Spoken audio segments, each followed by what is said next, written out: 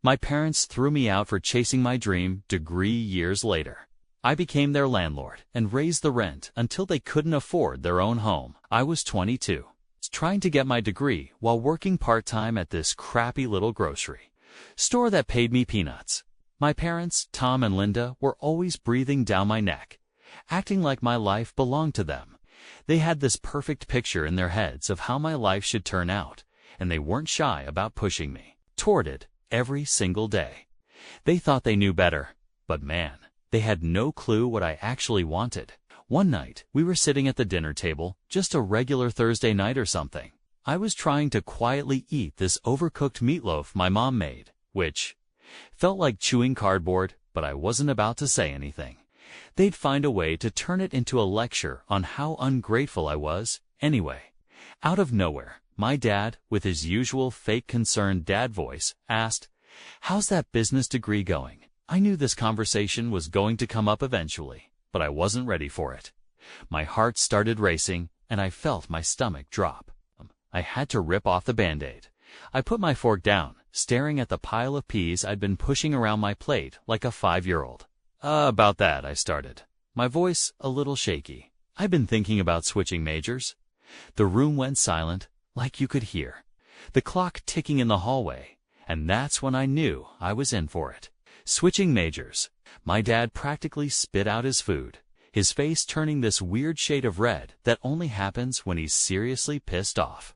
"Yeah, I want to switch to computer science," I said, trying to keep my voice steady.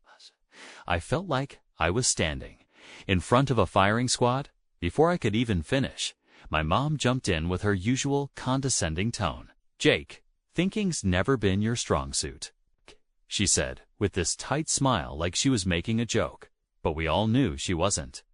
That's how she gets her digs in, always wrapped in a fake laugh or a so-called joke. I just sat there, swallowing the anger bubbling up inside me. I wanted to yell at them, tell them they were wrong, but I knew better. That would just lead to more yelling, and I wasn't in the mood for a full-blown argument. But my dad wasn't done yet. He slammed his fork down on the table so hard it made the plates rattle. "Computer science. Are you out of your damn mind? Business is what's going to make you money. You're throwing away your future on some stupid hobby." I tried to explain. "It's not a hobby, Dad. I'm really into it, and I think I could be good at it." "You think?" He cut me off again. "Passion doesn't pay the bills, Jake. You're being reckless. You need to think about your future, not just whatever you feel like doing right now." My mom nodded along, of course, adding fuel to the fire. "You're not a child anymore. You don't just get to play around with your future." That's when it hit me. They didn't care about what I wanted, not one bit. To them, I was just this project they were working on, and any deviation from their grand plan meant I was screwing everything up. They didn't even stop to consider that maybe, just maybe, I knew what was best for me. After dinner, I went up to my room, slammed the door shut, and collapsed on my bed. I felt like a weight was pressing down on my chest. I pulled out my phone and called Ashley. She was the only person who got it, who understood what I was going through. "How'd it go?" she asked, knowing damn well how it went. "Like a freaking disaster," I muttered, rubbing my eyes. They totally freaked out when I told them. It felt like I just told them I was dropping out to join a circus or something. She sighed on the other end of the line. "Jake, you've got to stand up for yourself. This is your life, not theirs. You don't owe them anything. I know, but they're my parents. It's not that easy." "I get it," she said softly, "but you're 22, Jake. You're not a kid anymore. You've got to start living your own life, or they're going to keep running it for you." I sat there, staring at the ceiling, thinking about what she said. She was right. I was an adult now, and it was about time I started acting like one. The next day, I woke up feeling a mix of dread and determination. I had to tell them this time. I couldn't keep letting them decide my life for me. I walked downstairs, my heart pounding in my chest, and found my parents sitting in the living room watching TV. "Mom, Dad, we need to talk," I said, my voice shaky but firm enough. My dad muted the TV, and they both looked at me as if they were expecting some big announcement. In a way, I guess it was. I had made my decision. I was switching to computer science. My dad's eyes narrowed. No, you're not. I stood my ground this time. Yes, I am. I'm an adult, and this is my choice. For a second, I thought maybe, just maybe, they would back off and let me have this one. But then my mom stood up, crossing her arms over her chest. If you're such an adult, then you can support yourself, she said, her voice cold. You've got 24 hours to pack your things and get out. I just stood there, frozen, as if my brain couldn't process what she was saying. What?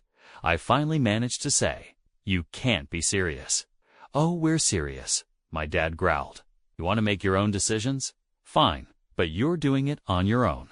I don't even remember walking back to my room.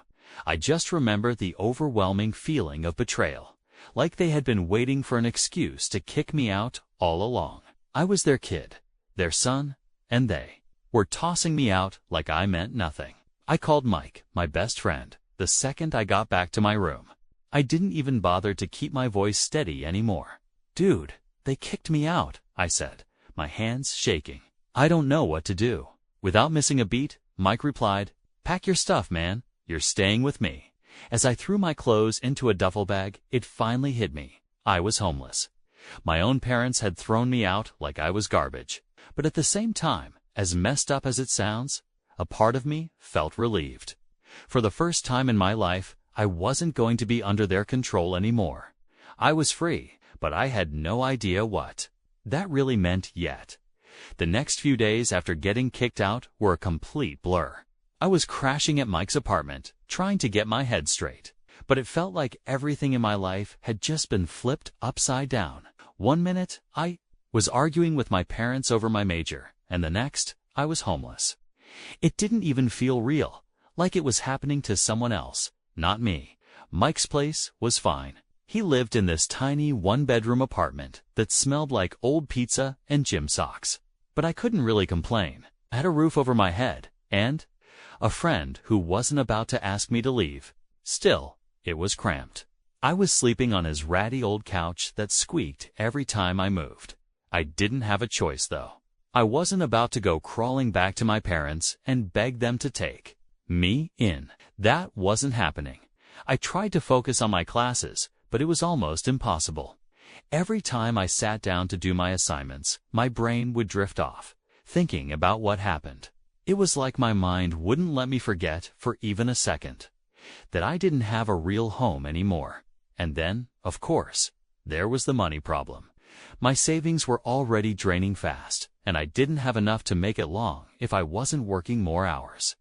But with classes and trying to figure out where my life was going, it wasn't like I could just pick up a second job. Ashley kept trying to be supportive, but even she couldn't fix the mess I was in. I remember one day she called me up, suggesting we go get lunch to take my mind off things for a bit. We ended up at this cheap sandwich shop down the street from Mike's place. I hadn't been eating much since I left home, so I figured it might help to get out for a bit. So, how are you holding up? She asked, biting into her sandwich. I shrugged. Honestly, not great. I can't focus on school, and my money's running out fast. I don't know how long I can keep this up. She gave me that sympathetic look, one I'd been getting from pretty much everyone since I told them what happened. You're doing the best you can, Jake. This isn't the end of the world, okay? It's just a bump in the road. I laughed, but it wasn't a happy laugh. Yeah, a bump the size of a mountain. She reached across the table and grabbed my hand. You'll figure this out. I know you will. You've always been smart, even if your parents don't see it. Her words were kind, but they didn't change the fact that I was trapped in a life I never wanted, and I had no idea how to break free. It felt like no matter what I did, I was just treading water, trying not to drown. After lunch, I headed back to Mike's and tried to focus on my assignments. But the more I stared at the computer screen, the more I realized I was falling behind. My grades were slipping, and the thought of dropping out was creeping into my mind more and more. I didn't want to do it, but it felt like I was running out of options. I was barely keeping my head above water as it was. A few weeks passed, and things didn't get any better. My savings hit rock bottom, and I knew it was only a matter of time before I had to make a decision. Mike could only cover for me so much, and I wasn't going to keep freeloading off him forever. The day I dropped out of college was one of the worst days of my life. It felt like I was admitting defeat, like I was giving up on everything I'd worked for. I remember sitting in the dean's office, signing the paperwork, and feeling like a complete failure. I'd always thought I'd be the first person in my family to finish college, but now that dream was slipping away, just like everything else. As soon as I walked out of that office, it hit me hard. I was on my own, with no degree, no solid plan, and barely any money. That night, I sat on Mike's couch, staring at my phone, wondering what I was going to do. Ashley called, as she always did, checking in on me. "So, what's the plan now?" she asked softly. "I don't know," I admitted. "I'm looking for more work, but nothing's coming through. It's like every door is closing in my face." There was a pause on the other end, and I could tell she was trying to come up with something to say, something that would make me feel better. "You're not giving up, right?" "I don't have a choice," I said, trying to keep my voice steady. "I dropped out today." "Oh, Jake," she whispered. "I'm sorry, but this isn't the end. You'll find something. I know you will." I wanted to believe her, but it was getting harder to stay hopeful. I spent the next few days pounding the pavement, applying to every job I could find, but nothing stuck. The only place that offered me anything was Sunnyside Diner, a greasy spoon that felt like it hadn't been cleaned since the 1980s. It wasn't exactly my dream job, but it was better than nothing. They needed someone to flip burgers and mop floors, and I needed money, so I took it. The hours were brutal, and the pay was terrible, but at least I had something. I spent my days covered in grease, slapping burgers onto the grill while my manager, Earl, barked orders at me like I was in boot camp. He was a gruff, no-nonsense guy who didn't seem to care about anything but the bottom line, but at least he noticed when I worked hard. After about a month at the diner, Earl pulled me aside during a slow shift. "Kid, you've got a decent work ethic. You interested in picking up some extra hours?" I wiped the sweat off my forehead, trying to look interested. "Yeah, sure. What's up?" "I got a buddy who needs a night guard at this office building downtown. Pays better than here. You in?" I didn't even have to think about it. "Yeah, I'm in." Like that, I was working 2 jobs, flipping burgers by day and guarding an empty building by night. It wasn't glamorous, but at least it was something. Sleep became a luxury I couldn't afford, and most nights I was running on fumes, barely able to keep my eyes open. But I had no other choice. I had to survive. Ashley kept sending me links to tech internships, trying to help me get back on track. But I just didn't have the time or energy to apply. My life was all about survival now. It wasn't about chasing dreams or passions anymore. It was about keeping my head above water, day by day, every night as I sat in that dark, empty office building, staring at the flickering lights of the city outside. I couldn't help but wonder how my life had turned out like this. Just a few months ago, I had plans, dreams, and a future.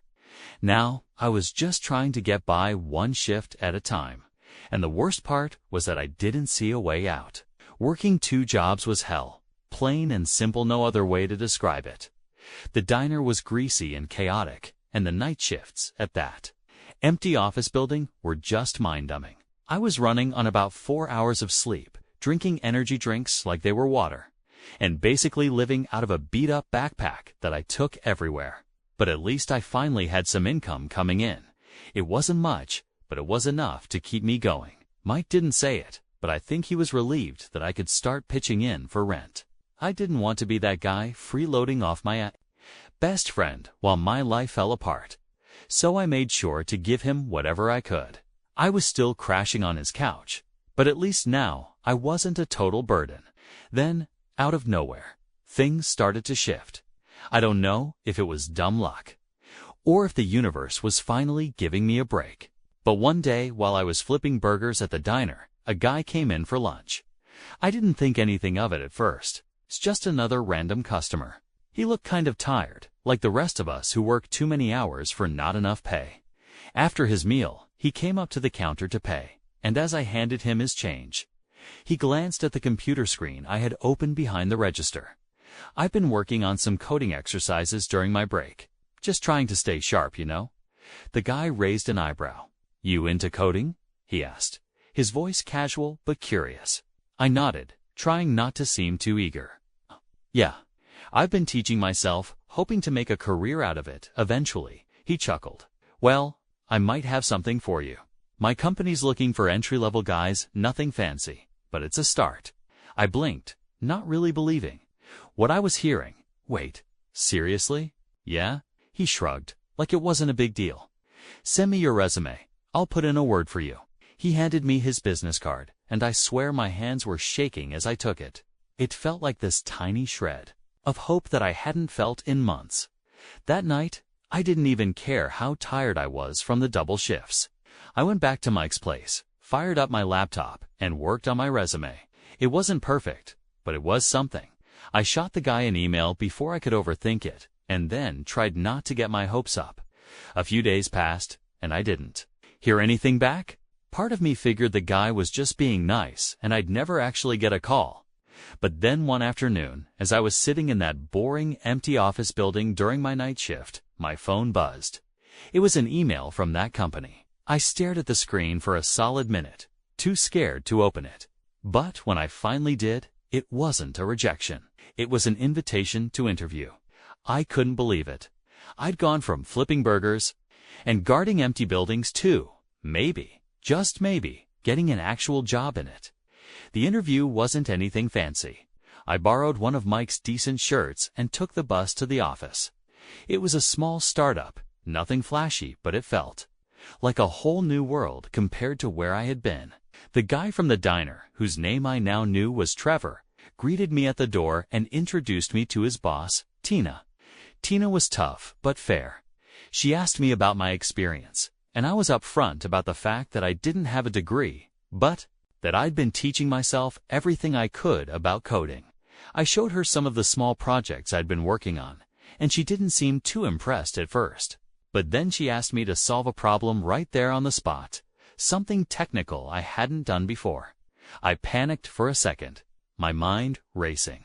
But then I remembered all those late nights I'd spent teaching myself, working through coding challenges just for the hell of it.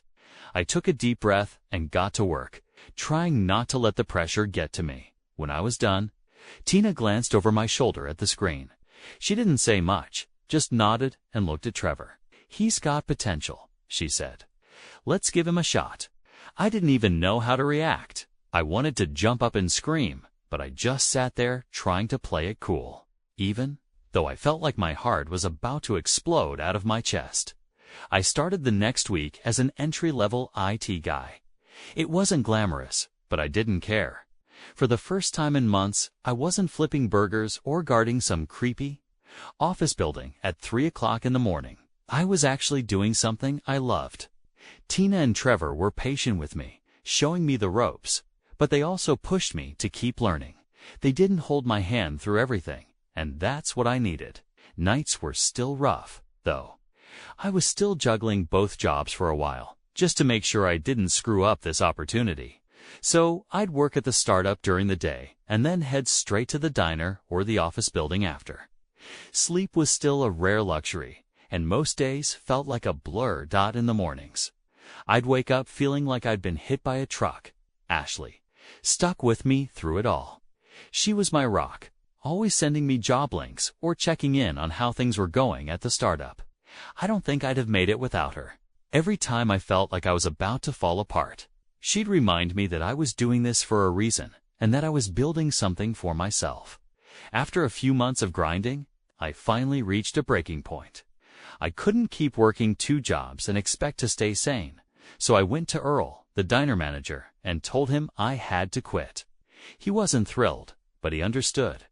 "Good luck, kid," he said, giving me one of those rare moments of sincerity. "You're a hard worker, you'll be fine." Walking out of that diner for the last time felt like a huge weight had been lifted off my shoulders.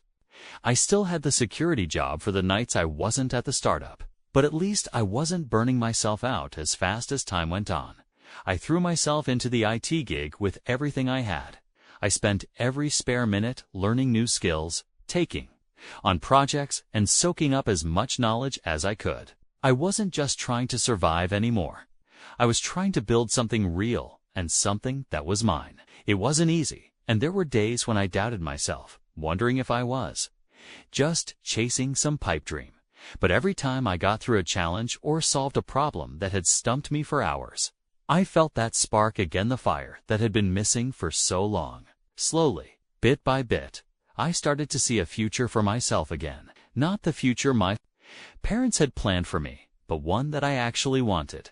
For the first time in a long time, that felt like enough. A few months into the new job, things started to feel different, not in a bad way, just in a way I hadn't felt in a long time.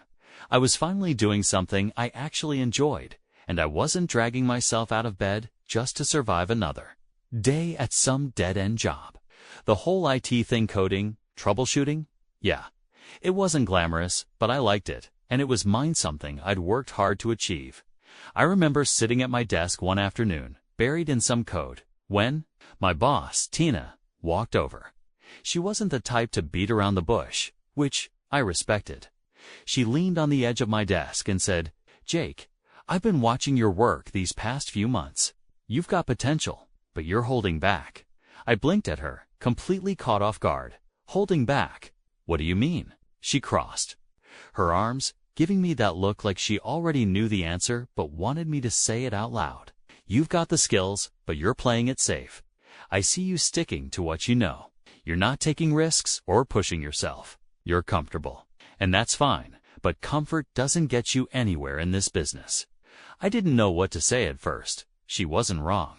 I'd been doing the work, sure, but I wasn't exactly going above and beyond. After everything that had happened, I was just happy to be in a stable place for once, and I didn't want to screw it up. "Look," Tina continued, "you're good, Jake, but if you really want to stand out, you need to step it up. Take on projects that scare you a little. That's how you grow." I nodded, still processing what she'd said. It wasn't like I hadn't heard something similar before, but this time it hit differently. This wasn't some lecture from my parents about how I was wasting my potential. This was someone who saw what I was capable of and was pushing me to be better. So I took her advice. I started volunteering for more complex project stuff I wasn't entirely sure I could handle. There were definitely moments where I felt like I was in way over my head, but every time I figured something out, that feeling of accomplishment made it all worth it. One day, Tina assigned me a big project for a new client. It was way more responsibility than I'd ever had before, and part of me was freaking out, but another part of me was excited. This was the kind of challenge I needed to prove to myself that I could handle bigger things. I spent weeks working on it, late nights, weekends, pretty much any free time I had was dedicated to making sure it went perfectly. When I finally submitted the finished project, I felt like I'd just run a marathon. I was exhausted, but in that good way, like I'd pushed myself to the limit and come out the other side stronger. A few days later, Tina pulled me into her office. I tried to keep my cool as I sat down, but I couldn't help feeling nervous. What if I had messed something up? She didn't waste any time. "Jake, the client loved your work. They're moving forward with everything you suggested." I let out a breath I hadn't even realized I was holding. "Really?" I asked. She nodded, a small smile on her face. "You did good. Keep this up, and you're going to go far." I walked out of her office feeling 10 feet tall for the first time in what felt like forever. I wasn't just surviving. I was thriving. I started to see a future that wasn't just about scraping by, but actually building something real. The more I threw myself into my work, the more I realized how much I had been holding back, not just in my job, but in life. It was like a fog had lifted, and I could finally see what I was capable of if I stopped letting fear hold me back. It wasn't easy, and I made plenty of mistakes along the way, but each one taught me something and pushed me forward. Around that time, things with Ashley started to shift too. She had always been supportive, but now she seemed proud of me in a way she hadn't been before. We'd go out to dinner, and instead of me venting about my crappy jobs or money problems, I'd be talking about this new project I was working on or some cool thing I'd learned. She'd really listened, like she could see I was finally on the path I was meant to be on. One night, we were sitting on her couch after I had just finished a particularly brutal week of work. I was exhausted, but in a good way. She looked over at me with a smile on her face. "You know," she said softly, "I always knew you'd get here. Maybe not in the way you planned, but you're doing it. You're making it happen." I didn't know how to respond to that. I mean, she had been with me through the worst of it, through the days when I didn't even know if I'd make rent or where my next paycheck was coming from. But she stuck around, never once making me feel like I wasn't enough. Hearing her say that hit me hard. I felt lucky to have someone like her in my corner. "Thanks," I said, my voice a little rougher than I meant it to be. "I don't think I'd have made it this far without you." She laughed, shaking her head. "You would have. You just needed a push." Maybe she was right, but having her there made the whole thing a lot easier to handle. Things started to pick up from there. Work got busier, but in a good way. I was taking on more responsibility, getting better at what I did, and people were starting to notice. Tina kept giving me more complex projects, and every time I finished one, I felt more confident in my abilities. The money was still tight, but it was getting better. I finally quit the security job, and while I wasn't rolling in cash, I wasn't worried about where my next meal was coming from anymore. For the first time in a long time, I felt stable, like I was on solid ground again. One afternoon, Tina called me into her office again, down half expecting it to be another big project. But she had a serious look on her face, one I hadn't seen before. "Jake, I want to talk to you about your future here," she said, her voice calm, but direct. I raised an eyebrow, not sure where this was going. "Okay." We leaned back in her chair. "You've done great work these past few months, and I think you're ready for more. I want to promote you to a full-time position." For a second, I just sat there, trying to process what she'd said. Full-time. That was the dream, right? No more juggling jobs, no more scraping by. This was it. I didn't even know what to say.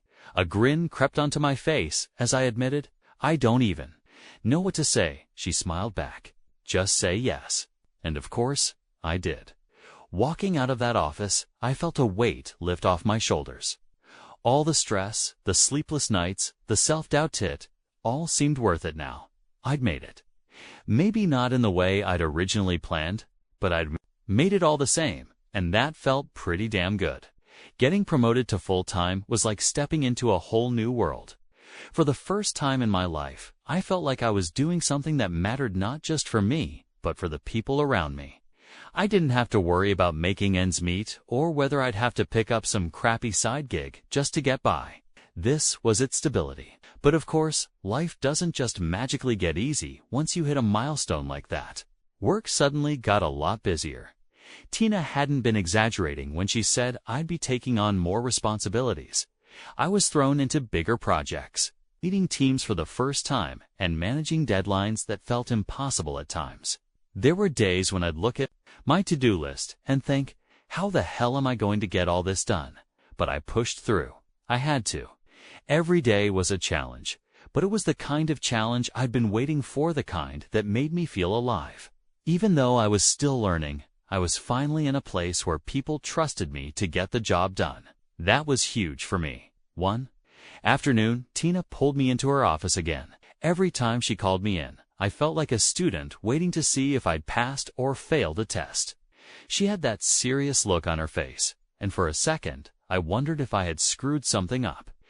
"Jake, I've got another project for you," she said, sliding a folder across the desk. I picked it up and flipped through the pages, scanning the details. It was for a new cliente, big company looking to upgrade their entire IT infrastructure. A huge project, way bigger than anything I'd worked on before. My stomach did that little flip it does when you're both excited and terrified. At the same time, "This is a lot," I said, trying to sound confident, but not too cocky. Tina nodded. "It is, but I think you're ready. This is going to be a big deal for the company, and I want you to lead it." Lead it. Those words hit me like a ton of bricks. I mean, I'd been working hard, sure, but leading a project like this, That was next level. "I won't let you down," I said, feeling the weight of what she was trusting me with. "I know you won't," she replied, giving me a rare smile before getting back to business. The next few weeks were some of the most intense of my life. I was basically living at the office, working late nights and weekends to make sure everything was perfect. My team was great, but the pressure was on, and I wasn't about to let anyone down. I couldn't. Ashley was a saint during all of this. I wasn't around much, and when I was basically a zombie. She'd bring me takeout to the office when she could, sit with me for a bit while I worked, and remind me to take breaks. "Going to burn out if you don't slow down," she'd say, concern in her eyes. But I couldn't slow down, not yet. This project was everything to me, and I knew if I could pull it off, it would change things not just for my career, but for me personally. It was like I had something to prove, not just to Tina or the company, but to myself. I needed to show that I could do this, that I could rise to the occasion. The night before the final presentation to the client, I barely slept. I kept running over everything in my head, double and triple checking the details, making sure there were no loose ends. It felt like all the stress and anxiety from the past year had built up to this moment, and I was standing at the edge of something huge. The next morning, I walked into the boardroom, my heart pounding in my chest. The clients were all their suits and ties, serious faces. I set up my presentation, trying to calm my nerves, but it felt like my whole career was riding on this one. Meeting Tina was there too, sitting at the head of the table, watching me closely. I took a deep breath, reminded myself that I prepared for this, and started the presentation. It wasn't perfect. I fumbled a couple of slides and stumbled over a few words, but I kept going. I answered their questions, explained the plan, and showed them exactly why this upgrade was what they needed. When it was all over, I stood there waiting for their reaction, my palms sweating like crazy. For what felt like an eternity, no one said anything. They just sat there, flipping through the documents and whispering to each other. My stomach was doing backflips, and I half expected them to tear everything apart. But then the head of their IT department spoke up. "This looks good," he said, nodding. "We'll move forward with the plan." I couldn't believe it. I actually did it. I wanted to jump up and fist pump the air like a complete idiot, but I kept it together. Nodding professionally like this was just another day at the office. But inside, I was screaming with excitement. After the meeting, Tina pulled me aside. "Great work," she said, that rare smile back on her face. "You've earned this." I don't know what hit me harder, her praise or the fact that I'd just pulled off the biggest project of my life. Either way, it felt like I had crossed some kind of invisible finish line. All the crap I had been through, the fights with my parents, getting kicked out, dropping out of college, and working 2 jobs just to survive led to this moment. That night, I walked out of the office, the weight of the past few months finally lifting off my shoulders. I didn't even care that I'd probably be back there first thing in the morning, working on the next thing. For the first time in a long time, I felt like I was exactly where I was supposed to be. I called Ashley on my way home, my voice full of excitement. "Babe, we did it. They loved the presentation.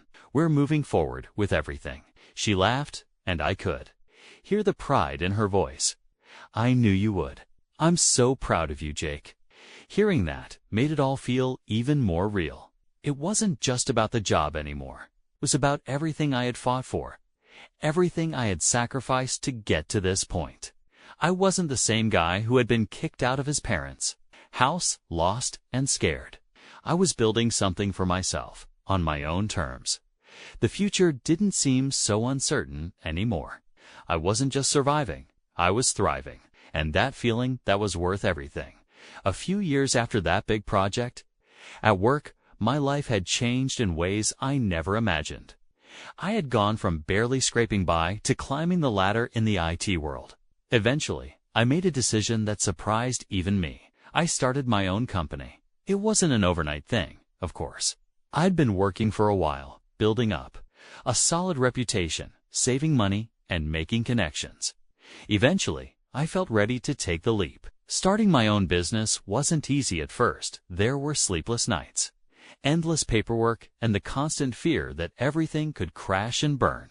But I had this feeling deep down that this was what I was meant to do. So I stuck with it, grinding day in and day out. Before long, things started to click. I began landing contracts, building a small but solid team, and the company began to take off. After a couple of years, we were pulling in more money than I ever thought possible. I wasn't just making it anymore. I was actually doing really well. I wasn't flipping burgers or guarding empty buildings. I was running my own company and watching it grow bigger every month. It felt surreal at times, like I was living in someone else's life, but it was mine. Around the time my company really started to take off, Ashley and I began talking about buying a house.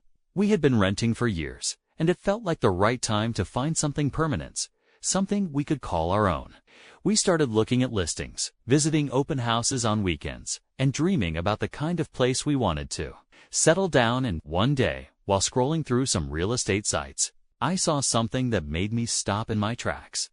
The house where I grew up, the one my parents still lived in, was listed for sale. I couldn't believe it.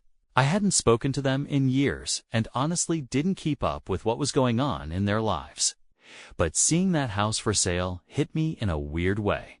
I clicked on the listing and checked out the details.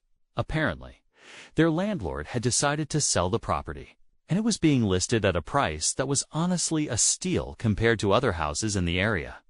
Then, like a light bulb going off in my head, I had this wild idea. I could buy the house. At first, it felt a little petty. I mean, who does that? Who buys their parents' house after they kick them out? But the more I thought about it, the more it made sense. I was in a position to do it, and they didn't know I had money or that I was even considering buying a house. This could be my chance to take back some control over a situation that had left me feeling powerless for years. So, I called up my real estate agent and put in an offer. I didn't even hesitate. The price was right, and I had more than enough money to make it happen without breaking a sweat. A few weeks later, the deal closed, and just like that, I was the owner of the house where I spent my childhood.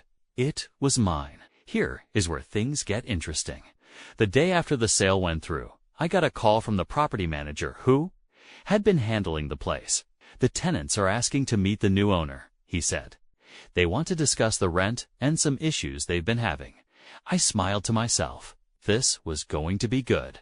I didn't tell them anything, of course. I just told the property manager to schedule the meeting. The plan had already started to take shape in my mind when the day finally arrived.